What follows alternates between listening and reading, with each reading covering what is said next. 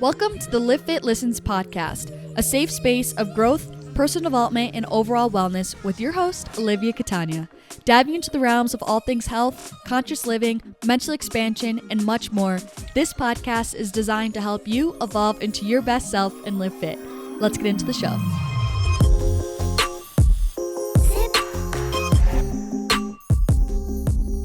Hello, you guys. Welcome back to the Livfiit Listens podcast. Today we're on episode 42. I hope you guys are doing just scrumptious, delicious. I don't know why I was using food adjectives, but I hope you guys are just doing well. It feels like it's kind of been a little bit since I've sat down and chatted with you guys since I recorded the other one early. But I'm back in Utah. My mini little trip back to New York was fun. It was only for it was a short weekend trip, but it was still really nice. The wedding was amazing. And now I've been getting back into my routine this week. And the thing that I will say is that it's getting a little bit brisk here in Utah. And I just don't know how I'm feeling about it because the days are still nice. It's still sunny. It'll get to be 70, 80 degrees, somewhere within that range during the day. But the mornings and nighttime are cold. And this morning, I literally had to wear a jacket on my walk today. And I was like, pardon, excuse me. I was like, let me just check what the weather is to get dressed for the morning. And it was 9 a.m. It wasn't super early. So it makes sense that it's still cold. No, it's the earth had enough time to kind of get warm. And guess what my weather app said? 47 degrees. 47. I haven't seen a 4 as the first digit for the weather in months and months and months.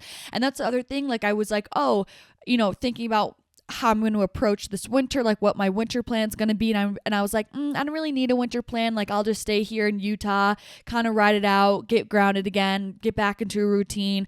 But I think that I need to actually rethink that and actually get a winter plan because the current winter plan of not having a plan and staying in Utah doesn't sound like a good plan anymore. So I don't know. But I'm I think I forgot what it's like to be in cold weather again because I went to Hawaii in March. So it's just been a while. It's been a while. And yesterday, you guys know I've been in my meditation grind outside. I was in full-on sweatpants and my full-on winter robe and my hands were icicles. And I came back inside and my cheeks were literally red. I'm beside myself. And again, it's not I'm going out at 7 a.m. It's 9 o'clock and it's cold. It's beyond me and I'm not here for it. But nevertheless, for my gratitude, I still am very thankful to live here. I wrote down that I'm very grateful to just be living in an area with a lot of nature around me because it makes me feel so calm, so connected to myself, so at peace. Not to say that I don't have respect for the city girlies. I have so much respect for the city girlies. I'm just saying I will never understand the city girlies. I just won't. I will never get how you guys are able to function not being in a place with a lot of nature. I don't get it. I love that there's blue skies here, a lot of greenery, that I could go out somewhere in nature and be alone in nature. That's the biggest thing that gets me in a city. I'm how are you just never in a quiet space alone that's not your apartment? And I get in your apartments you can still hear all the freaking horns and the sirens and whatever. I don't know. I really don't get it. And yesterday I hit a wall at 3 and I was just I need to go outside. So I literally went to the park and just laid in the grass and read a book and then walked around. But that was all that I needed. I don't know. Anyways, but for this episode, you guys know it's going to be a good episode because if you're watching on YouTube, you guys can see me holding up a very special book that you guys know I preach about is my Bible, The 4 Agreements by Don Miguel Ruiz. Okay, we're going to be referencing this book today, and that's so you know it's going to be a good one. This episode is such an important one, which I feel like I say this every single time. But seriously, this is such a foundational one that I'm so surprised I haven't done this one yet. And sometimes I think because people ask me how do you come up with ideas for the podcast? Do you ever run out of ideas? And sometimes I'm am I ever going to run out of ideas? But then I'm no, because I keep getting these ideas that are there's just so many important principles and foundational aspects of life that I'm damn, we got a lot to talk about. And usually how I come about deciding what episode I'm going to do which week, it's always a very intuitive, instinctual, fluid thing. It's always what am I feeling that day when I go to record? What is coming to me? What do I feel I can speak on? What am I really resonating with today? What message is coming through? And during my meditation this morning, I had an affirmation, which is going to be the affirmation for this episode, that came to my mind because I had this idea like written down. I have like a running list, and then it's kind of like, which one should I do that day? And this morning, this affirmation, which I'm going to share at the end of the episode, came to my mind. And so then I was like, okay, Uni, say less. I was like, thank you, Uni. We're going to do an episode all about the power of the word. So my main message that I want to get across with this episode is simply just the fact that the word is one of our greatest superpowers. And that's what I want you guys to be able to walk away this episode with, this newfound like perspective, enlightenment, and kind of an empowering sense of like, whoa, the way that I speak is actually can be a very empowering thing for me. So what do I mean when I say like the power of the word? I'm talking about just the language that we speak, the way we speak. It doesn't have to be necessarily like audible, but like even what we're writing down, our thoughts, like kind of, I want to do a whole other episode on thoughts, but just basically just the way that we are expressing ourselves, the words we speak, how we speak to others, how we speak about ourselves, how we speak about others, how we speak about circumstances, how we speak about our goals, our aspirations, our dreams, how we speak about our life and our present reality. Like it completely, the way we are speaking about it completely shapes our experience of our reality, like hands down. And it's super transformative. So I originally discovered this whole entire, I originally kind of got my sprinkle of understanding the importance of it was from this book, which, like I said, is my Bible, The Four Agreements by Don Miguel Ruiz, which I have to owe this to one of my childhood friends, Anna, because she was the one that got me on this book. She gave this to me for a birthday present, actually, back in like 2018, 2019, I want to say. And essentially, if you're unfamiliar with this book, which if you're unfamiliar, get familiar. I have this linked in the show notes. It's on my Amazon storefront. You need to purchase this book and read it. It's short, okay? It's a super easy read. The words are big. It's literally not even 150 pages. And it has it's been the foundation for the framework of like my mental aspects on life. But basically, the structure of the book is exactly what the title is, The Four Agreements. There's kind of 4 different pillars that the author touches on. And the very first pillar is be impeccable with your word. And in the kind of internal, like the flap on the side of the book for the cover to like give you a debriefing of what the book's going to be about, under be impeccable with your word, it says speak with integrity. Say only what you mean. Avoid using the word to speak against yourself or to gossip about others. Use the power of the word in the direction of love and truth.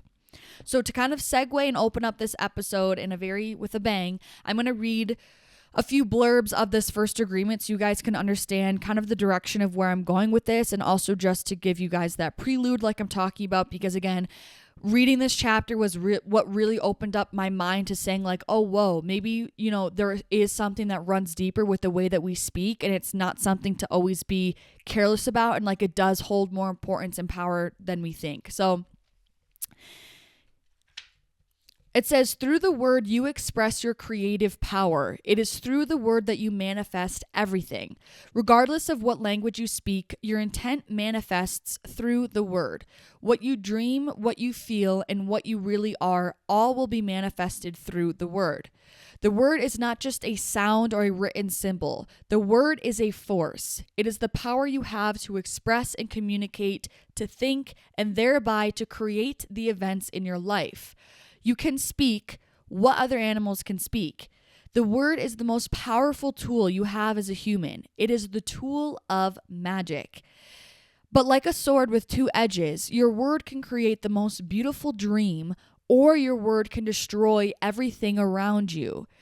One edge is the misuse of the word, which creates a living hell. The other edge is the impeccability of the word, which will only create beauty, love, and heaven on earth. Depending upon how it is used, the word can either set you free or it can enslave you even more than you know. All the magic you possess is based on your word. Your word is pure magic, and misuse of your word is black magic. So, bear with me. Some of his language might seem like a little bit out there for you guys, but I also feel like, it took me a second to kind of understand the language, like the way that he speaks, but I'm telling you, this is just a phenomenal book. But anyways, the main takeaway there obviously is simply just the fact that the word can either empower you, like I'm saying, and create heaven on earth. It can set you free, or the way that you can speak can completely place boundaries, restrictions on you. It can be metaphorically the cement that you're tying to your foot that just keeps you stuck. It can keep you in that hell on earth. So I love the way that he references it in the book to how it can either be like a beautiful magical spell that you can use on you, or it could be a black spell that you're casting on yourself. And my sister's the one that says this. She's like, it's called spelling for a reason. Like when you write things out, just like, I don't want to make this too woo-woo and like too spiritual or too kind of like witchy, for lack of a better term, because this is still a very real, tangible concept here, but I just can't help but like dip into those more kind of woo-woo concepts. But just not like, regardless of what you believe and kind of where you are on that scale, there is no denying the fact that the words that you speak completely set up the reality that you experience and completely control and honestly dictate your whole entire reality experience. And it's so easy, especially with the generation that I'm in and people my age and whatever, even though there's a lot of people that are younger than me that listen to this and watch this. And it's so common, especially when you're trying to make friends and fit in and all this sort of stuff. Like, we just don't think the words we speak matter, / we feel pressure to speak a certain way because the majority or our friend group are speaking a certain way. And we just are very careless with the words we speak.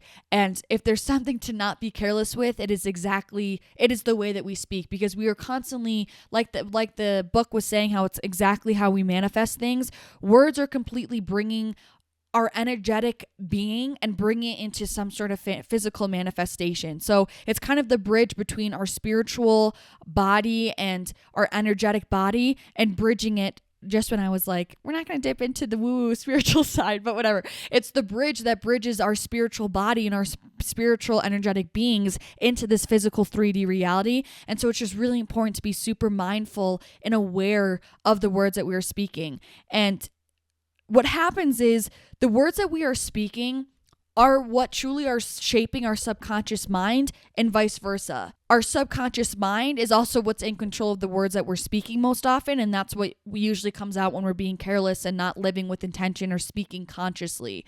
So they really can be a reflection of also how our subconscious feels. And that's why it's another reason and facet to be really aware of the words that we speak, because they're kind of a window into what our subconscious beliefs are. And also, on the contrary, they also are directly shaping what those subconscious beliefs are. So it's kind of this cycle. And that's why it's really important to make sure you kind of, if you stay in that loop of, speaking negatively, that's a reflection of your subconscious. But then when you can continue to speak negatively, that's also continuing to feed that subconscious negative thought. So it's really important to kind of hop into, I always picture it in my brain, like hop into a different feedback loop. Okay, hop into the positive equivalent, start speaking positively, so it's positively impacting your subconscious, so that your subconscious is effortlessly speaking positivity, which is then impacting your subconscious again. You want to be in that positive feedback loop. Unless you feel called to be negative, don't know why, but then do as you please, sis. But for me, I'm always trying to be in that positive feedback loop because it is so powerful, and that's what is, keeping me on the track towards creating the life that I want to create and the life I want to live. So with that being said, the words we speak are a beautiful opportunity to continue to reframe our subconscious mind. Now, I want to do another episode on subconscious mind because I feel like it can kind of be a little bit confusing. But the reason why the subconscious mind, if you guys have been hearing about it, why it's so imperative and kind of why everything always comes back to that, is because scientifically, a ton of the way that we operate throughout our day, I forget the actual percentage, it's something crazy, like 80 to 95%, somewhere in that window of how we function throughout our day is through our subconscious mind. So we have our subconscious mind and our conscious mind. Our conscious mind being things that we are aware of, kind of things that are voluntary, things that we are choosing to do, things we are choosing to say, where our subconscious mind is kind of involuntary, things that we do without even thinking. They are so ingrained within us, within our belief system, within our habits, that we don't even think about doing them, to the point that we don't even realize we are doing them. And so that's where so much of the magic and the potential to transform our life lies within our subconscious mind and our subconscious programmings, because those are the things that are happening on autopilot. Again, think about how powerful something, like obviously it's going to be more powerful when you don't really need to put any inputs or effort or energy into it, when it's just happening on its own. That's something that's gonna, over the long haul, that's what's going to cover the most ground, I guess, if you will, and make the most impact. So I guess to give you another tangible example, like the subconscious part of us is kind of how we subconsciously blink or breathe throughout the day. We don't have to think about it. It just is happening. That's an example of like the subconscious mind's efforts, where our conscious mind might say, oh, I want to make sure that I'm not cold today for my walk. Do I think I should wear this sweatshirt, or will it not be warm enough? Should I wear a coat instead? Something that you're actively involved in the decision making. You're just actively involved in the situation and your mind is working within it. And so much of how we are showing up, I feel like I'm kind of getting off on a side tangent, but like it really does correlate. So like so much of the way that we show up in life, so much of our self-belief of like, can we do something, which is then going to have us either be sticking with pursuing it or quitting pursuing it based on like our belief of how, if we actually feel like we are capable of doing it, of achieving it, worthy of actually being able to achieve it, all these sorts of things. All of that is always going back to our subconscious mind. And so that's why it's so like basically so many of the things that I'm preaching on the podcast are because they're going back to kind of reprogramming that subconscious mind. Because if you go deep into your subconscious mind and reprogram it into something that's positive, into a prosperous headspace, that is what's going to then inevitably reflect in your day-to-day life. Because like I said, so many 80 to 95% of our actions are going back to whatever we're believing in our subconscious, and our beliefs are what lead us to taking certain actions, which will then allow us to either live a life that we're aligned with, that's our dream life that we're wanting to live in our higher self, or it's going to lead us to living a life that we don't love, that isn't fulfilling our potential, etc., etc. So back to kind of what I was saying with words in the subconscious mind, the words we speak are kind of an opportunity for us to reframe that subconscious mind and therefore change and create different beliefs and create different thought habits and things like that to then set us up for success, like I'm saying. And being aware of the language that you speak, this is something that I think is really powerful, that really hit me when I was kind of thinking about this episode. Being aware of your language is really powerful because it highlights where your limiting beliefs are, again, within your subconscious mind. So for example, because again, when we're careless with our word and when we aren't speaking with intention and with integrity and with impeccability, things will just kind of come out, right? And so when you're on that autopilot, being unconscious, right, it's just going to be an inevitable, just like mirror reflection of what's going on within your subconscious mind. So if you're speaking and you're someone that's always like, oh, I wish I could do that, but I just or I would do that, but I can't because XYZ, or only if this, then I would be able to do that. Like all of those sorts of things, all of those are just direct windows into the fact of your subconscious mind believing the fact that you can't do it, or your subconscious mind always finds an excuse as to why it can't work or why it won't work, / your subconscious mind is always believes that you are someone that falls victim to your environment. And to be honest, recently when speaking to people, I noticed that when people have this language, they're like, oh, I really wish I could do XYZ, but I can't because I live here. Or, oh, if only I could do this, but I can't because this is my current circumstance.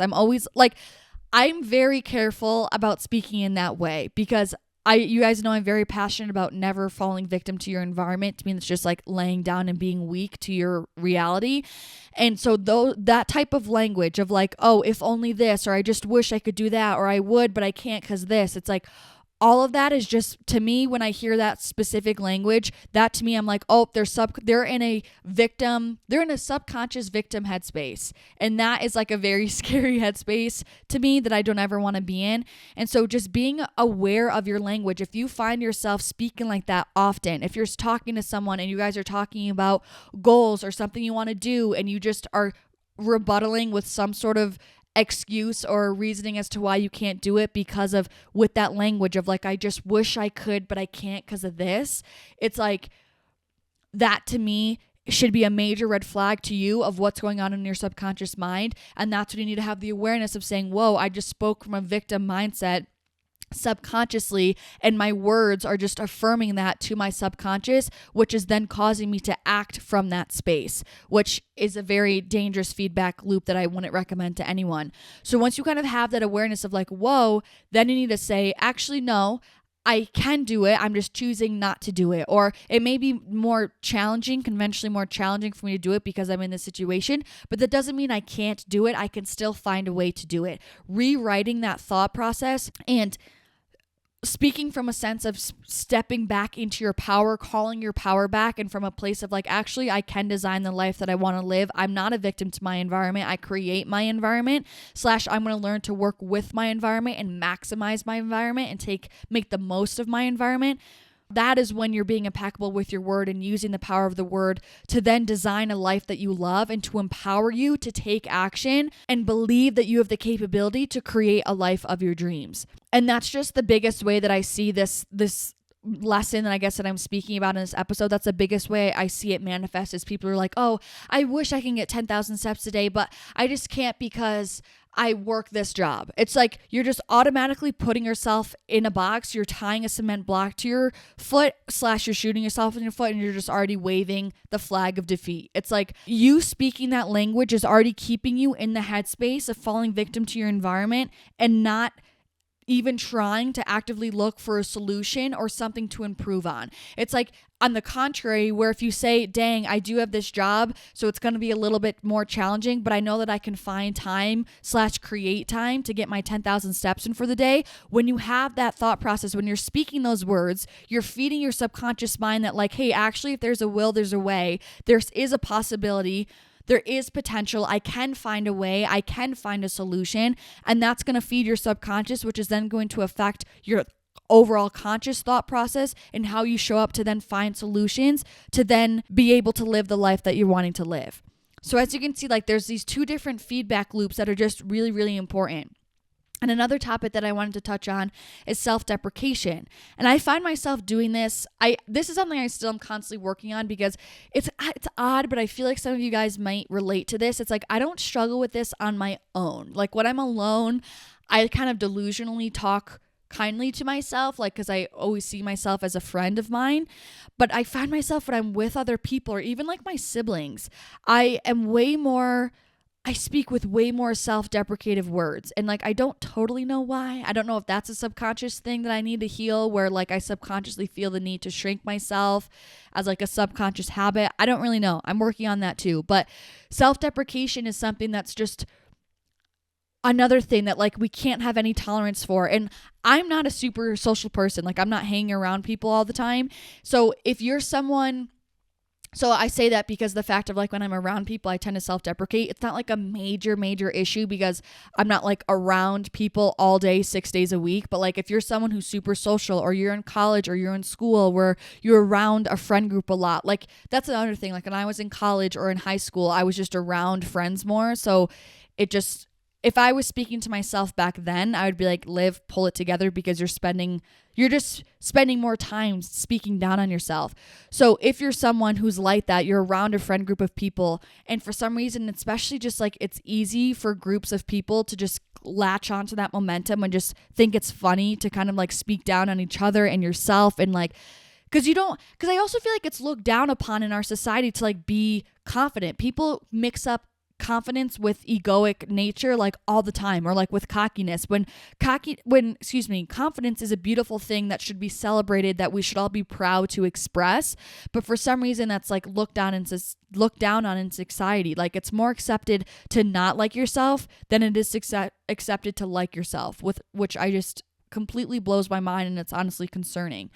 But so if you're someone who's around people a lot, I don't know why it's taking me so long to get to the point. If you're someone who's around people a lot, this is something that you really need to put more intention and focus and energy into to make sure that you are kind of controlling that self-deprecative humor or comments, and really make sure that you're speaking about yourself and just about others in an uplifting sense. And this is why I'm so huge on affirmations, because anything that the phrase I am is one of the most empowering, powerful phrases that we can speak. Like I am, and I just am so passionate about this. Like I've said this before on a podcast. I don't know which one specifically, but I know I've said it before.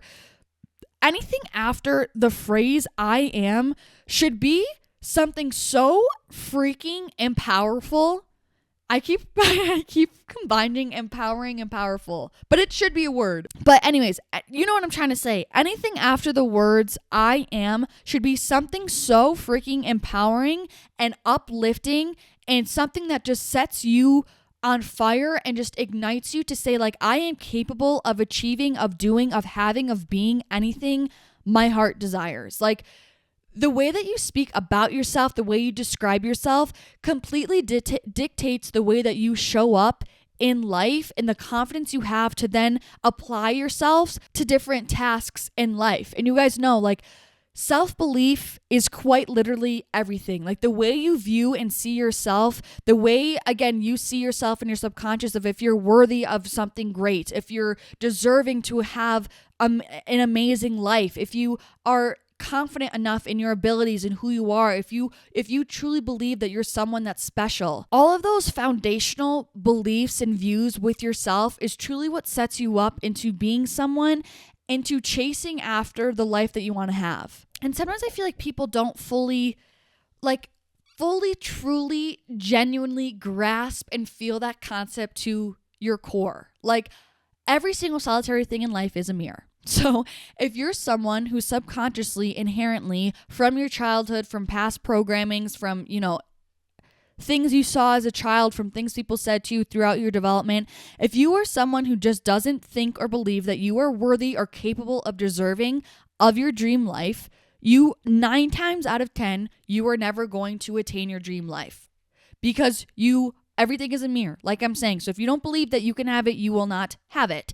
However, if you are someone who at your core subconsciously truly believes that you are someone that is capable, worthy, and deserving of your dream life, you will then be able to acquire your dream life, because every single solitary thing in life is a mirror. And the way that you do that and cultivate that subconscious belief, right, to truly internally, to your core, to your root, believe that you are someone that is worthy, deserving, and capable. One of the ways that starts is through the words that you are speaking to yourself, and about life itself. Because the words that you are speaking are directly impacting that subconscious beliefs, your subconscious programmings, which is again directly impacting the actions that you feel empowered to take, which then accumulate into a physical, tangible result, which is then your life. So as you guys can see, like, the word is just something, I just feel so strongly about this. Like, it just truly, again, it's not like you speak something and it's like in a movie and it's like, oh, I just said I wanted a dog, so a dog just appeared. No, it's like, it's much more moving parts than that, but it's all beautifully intertwined in the way that I just described. So I just want you guys to have more intention and awareness with the words you speak. If you're starting on this journey, if you're someone who speaks very carelessly and mindlessly and unconsciously, the first step I want you to take, just like how I said with meditation, like taking more control of your mind as well, how I say to think about what you're thinking about, same thing. Think about the words that you are speaking. Simply just kind of create some space with the words you're speaking and just think about, and again, it might not be easy to do in the moment, but after you say something, think to yourself what you just said in that sentence, and digest and kind of analyze and become curious of what you just said. Think about why you said that, where that's coming from. If you just said something that was a very self-deprecative sentence, ask yourself why you just said that. Where do you think that came from? Is that something that's helpful to say? How can you now reframe that self-deprecative sentence to empower you? Because again, we think it's funny, oh, haha, it doesn't really mean anything. But when you're saying these things over and over and over and over again, when they compound on a long scale, they do matter. So again, I'm not saying this is something to get crazy about, because sometimes I do think it's blown out of proportion when it's like, what you say manifests. I think at the end of the day, your intention above anything is what's going to manifest. But more often than not, when we're speaking unconsciously, our intention is inevitably tied to the words that we are speaking, because we aren't speaking intentionally. So there is no other intention besides the words that are just unconsciously flowing out of our mouths. So just starting by being more aware of what you're speaking will give you a lot of insight into what's going on in your subconscious mind. So then you know kind of where your limiting beliefs are, and you know where you need to heal, and what's holding you back to heal those things to then be able to move forward. And again, also use that same tactic when you're speaking about things that you're wanting in life, or things that you want to be working towards, or anything in that, genre. I really urge you to be very particular and mindful of the words that you're speaking, because 9 times out of 10, when you're speaking about things you don't have, you are in that space of speaking like, oh, if only then this, or I would, but I can't because of this. And when you're in that victim headspace, and I just can promise you again, that is most likely the number one reason why you don't have the things that you're talking about that you're wanting, because you are in that victim headspace. So again, it's not necessarily the words that you're speaking that are like, oh, that's making me not have it because I'm saying I don't have it. It's more so like you speaking in that sense of like that victim mindset of saying, oh, I wish I can do that, but I can't because of X. It's subconsciously having you sink into that victim mindset, which is then directly affecting the inaction that you're taking, the lack of action that you're taking, which is then just affirming the fact in your life that you don't have it because you're not taking any action to then be able to have it. So all of these things are just linked, and so many things in life that we feel like are just fixed or things that are just the poor, hand of cards that we've been dealt. So much of it can be fixed just by simply the words that we speak, which then are rewiring our brain and our perspectives and the potential that we're seeing and things that we're capable of.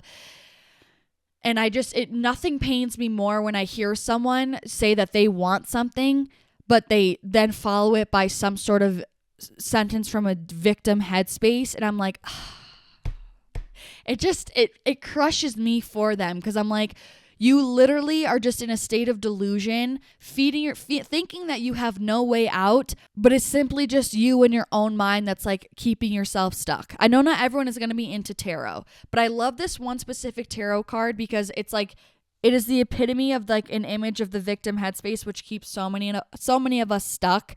When again, what I'm saying could be switched at like the drop of a hat just by changing the way you speak, which will then like impact your thought processes.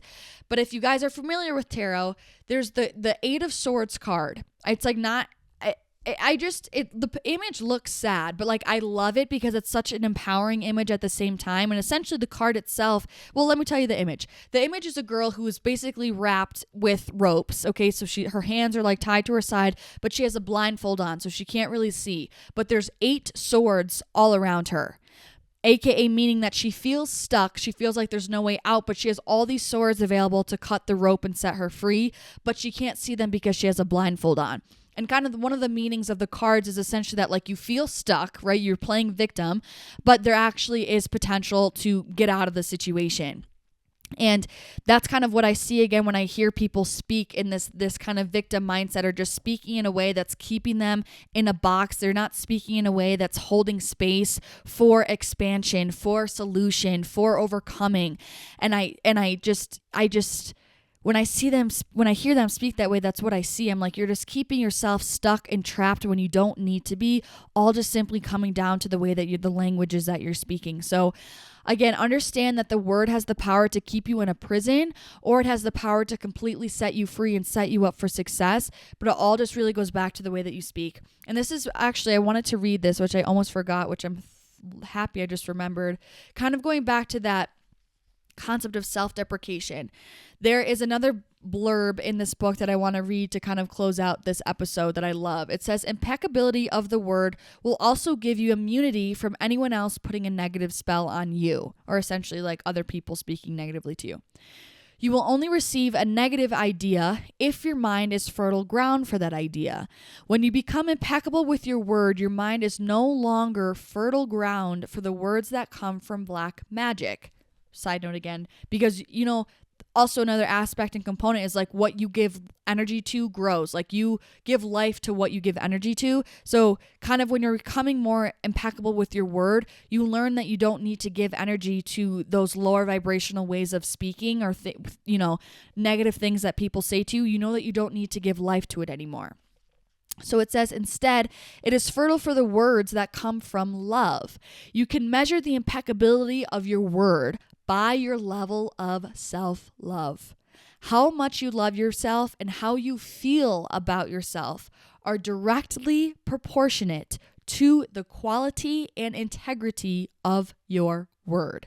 When you are impeccable with your word, you feel good, you feel happy and at peace.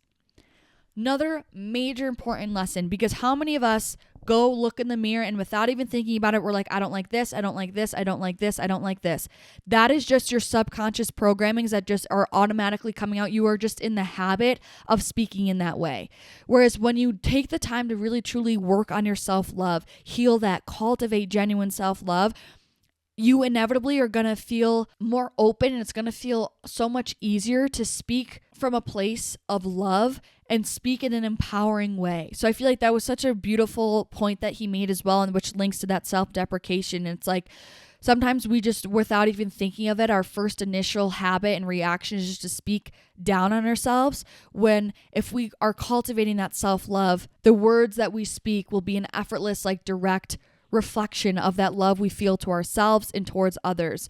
And I think, I guess that's another great kind of just way to close out this episode as well. It's like truly learning to fall in love with life and seeing life through the glass half full, seeing life full of beauty and opportunity and abundance and potential, and having that be your new true internal belief. Again, that subconscious belief like I was talking about throughout this episode, and you believe that to your core.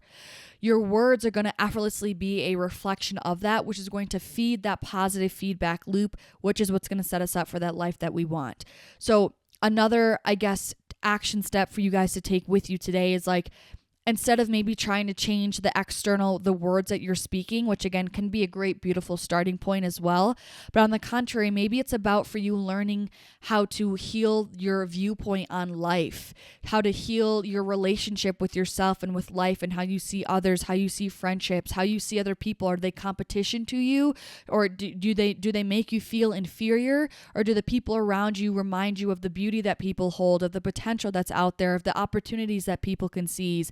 And kind of starting there and saying, maybe if I rewire my internal perspectives and beliefs on life, then that will inevitably be able to affect my word.